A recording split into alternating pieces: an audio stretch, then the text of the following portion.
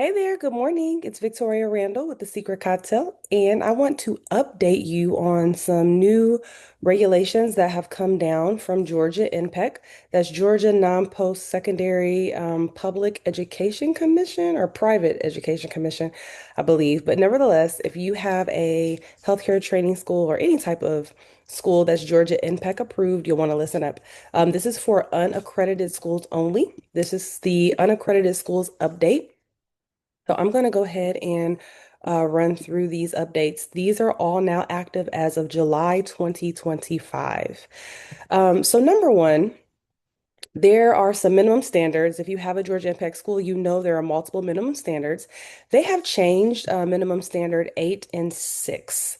So for minimum standard 8, the financial viability, a public certified accountant prepares financial documents which may include your audit or a review as required by the executive director of most of the recently completed fiscal year must be provided by institutions reporting a gross tuition of over a million.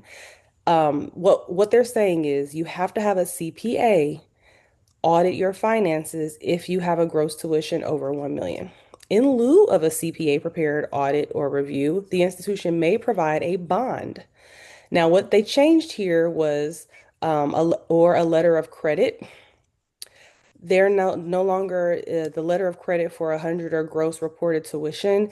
That part has been canceled out. So if approved by the executive director, the bond shall be in accordance with the policy 16 for surety bond requirements. So for those of you who have a Georgia Impact School approved, you know there used to be a surety bond requirement, but they removed it under certain circumstances. But in this case, again, if you have over $1 million in revenue and you don't want to have a CPA audit your finances, you can get a surety bond instead, is what they're saying here. All right, next, minimum standard 6, student records. Student records must include the following. We know that student records always have to have the attendance and their progress and their grades and so on. You have to have a transcript reflecting any of the courses taken. The transcript must be held at the institution in the student's permanent record. You also are supposed to keep a financial ledger. Every time the student pays, you're supposed to keep up with that. Previous education and training documents, such as the high school diploma or GED or even college transcripts, this is the part that has changed. For those educated outside of the United States, additional documentation of education must be provided, including evaluation by a certified credential evaluation service. So, again, if your student um, got their high school diploma, GED, or college transcript out of the country, you have to get it evaluated by a credential evaluation service. And you may have already received an email enrolling you in this credential evaluation service. I think the name of it, because I got an email about it myself. And I think the name of it, let me see real quick. Credential Engine? Yeah, credentialengine.org, I believe. Okay. All right, next. Schedule of fees update. So the commission also approved to increase some of your fees as of the beginning of this month. So any of the fee changes are going to be highlighted in red below. So again, if you already have a school in operation and you have any type of fees you need to pay moving forward, these are some things you should know. I'm only going to go over the red parts because the black parts have always been there, but you can always press pause if you want to see all of this. Application fee and evaluation fee. Moving forward, if you're a non-degree granting institution, that's who I'm speaking to, or a degree granting renewal and so on, there was always a fee of 1,500 for your application evaluation. Now it's going to be 2,000 moving forward. If you have a degree granting institution, it will be 4,000 moving forward. And if for whatever reason your renewal application is late, okay, you're late getting it in. It used to be $250 fee, now it's $300 fee. Says $300 for mistraining, percentage of authorization fee for late applications. Let's go back over here. A late fee is assessed for failure to submit an application renewal, including all fees, 60 days prior to the expiration of your certification of authorization. All right, so the late fee will be as follows. First, it will be 25% of your authorization fee, and then 50% of your authorization fee if it's submitted within 30 days of the actual expiration date. Very important to know. So 25% if it's prior to 30 days, but if it's after 30 days, it's a 50% fee. That's not good. All right, application fees. Continued, there was religious exemption applications. They used to be $150, but now they are going to be 200, and then $100 late fee for any type of applicable applications if you're late. Next, program evaluation fee. So for those of you who don't know, you have to pay for an application evaluation fee, meaning they're going to evaluate your application.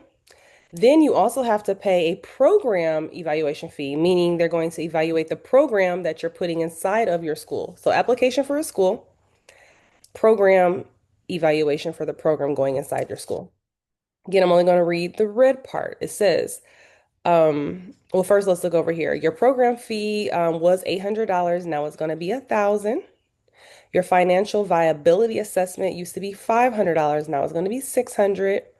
And then your site visit used to be 200, now it will be 300. They trying to get that money. Okay. Everything going up. It says that this fee would also apply to extra visits related to corrective plans or adverse actions. Here's the new part that they added. Or for site visits missed due to the failure of the institution to even be there. This also includes the inability of the person hosting the site to perform the required functions of the visit, such as having access to the facility, any of the records, or anything like that. In the event of a site visit must be rescheduled, 24-hour notice must be given, or the institution will be subject to the fees we just discussed. For those of you who went through a site visit before, you know what to expect. They're going to be asking you questions. You have to get those things up. I mean, they're standing there waiting for you. If you are new to the Georgia NPEC space and you want assistance preparing for a site approval, please reach out to us. Here at the Secret Cocktail, we are happy to help. We do everything related to healthcare school creation, and not just healthcare school, but if you are a licensed facility, meaning you're licensed to operate a post-secondary education institution or a private institution, we also do approvals for those. So we're happy to assist in case anything comes about. All right, next. Degree evaluation fee, before it was $1,000, now it's going to be $2,000. And then there is a tuition guarantee trust fund, in case you guys don't know what the TGTF fee is. Basically, if you, it's like a little fund where in the event that one of the school, like we all pay into it as an approved school, but if one of the schools mess around and doesn't like they get all their students tuition, but they don't deliver the education they were supposed to deliver. So basically they scam the student, or they went bankrupt, they didn't mean to scam them or whatever. The money will be taken out of the TGTF fund to give all the students their money back. So every school in Georgia has to pay into this fund. And so now it has doubled because apparently some people have been getting people. And the funds must have been running out. I don't know. I'm just wondering. Then there's also an annual fee. It used to be $200, but now it's going to be $250. All right. Moving right along to student outcome and data report requirements. So Georgia NPEC is now establishing and monitoring benchmarks for students' outcomes and job placements for unaccredited institutions. So your graduation rate should be 50% of enrolled students. And then job placement within the field needs to be 60% of graduates. Now, this is pretty low. If those of you who receive WIOA funding, you already know that it's 70% for WIOA. So, and you already have to report this to WIOA. So this won't be much new for you if you're a WIOA recipient or an ETPL location. ETPL stands for, what is it? Training provider, educational training provider list. If you are on the educational training provider list, you already need to do this. Additionally, starting on July 1st, as part of the renewal of authorization application, Unaccredited institutions will be required to provide student contact information corresponding to the student outcome data provided. This information will include the student's contact information and placement status of all graduates as a part of the renewal application. Of course, this is so that they can call them if they want to make sure you're not lying. Again, they already do this with WIOA applications. So if you have already been doing this for WIOA, this is nothing new for you. Begin compiling this information now so that it's readily available to be uploaded using the Excel spreadsheet that they're going to provide you with in your renewal application beginning on July 1st, 2025. So you can always contact your regulatory specialist for assistance with this. Also, we use an internal CRM. CRM stands for Customer Relations Management Tool. And with our CRM, we are able to look into like who our students are, what their progress was, if they graduated, if they're still in class, if they got like we already manage all that in a software.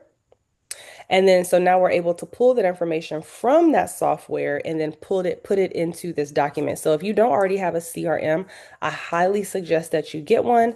Again, if you or you can Google one. If you need assistance with that, you can also reach out to us. Down in the description box is going to be a link to book a call with us in case you have any questions or concerns or you want us to help you with something. Please feel free to book a call. This is concluding the end of my presentation. If this is DBA, like if you have a DBA, some of us have a DBA. If your institution's name is different than that of what is registered with the Georgia Secretary of State's office, for instance, a DBA, the actual DBA document is going to be required with your renewal of authorization application. This is really important. All applicants must have their operating name either registered with the Georgia Secretary of State's office or have a DBA documented by July 1st, 2025. So if you have not done this yet, please do it. You can file a DBA doing business as at any city county building in your city. So for instance, I have a school called Hero Institute, and Hero Institute is our school name. However, we have a DBA because we also double as a clinic for people to get health care. And the clinic is called Hero Care Clinic. So that is our DBA, and it is still under our main business name, which is Hero Institute. We share a same EIN, we file taxes together, everything like that. They just happen to be two different businesses with, I'm sorry, they're the same business with two names that operate underneath. It's like Hero Institute is the parent company and Hero Care Clinic is the child company, if that makes sense. So file your DBA. A lot of people have been able to get away with filing a business license without having actual DBA document. So having a DBA document moving forward is going to be required. All right, I hope this video was helpful for you. Please let me know what part you learned down at the bottom that you didn't know. And we usually get these newsletters quarterly, so please read your newsletters. There's information such as this to assist you. If you're like me, I oftentimes don't read them. I have my team review them though and give me the highlights, which I'm presenting to you today. All right, thank you. Bye.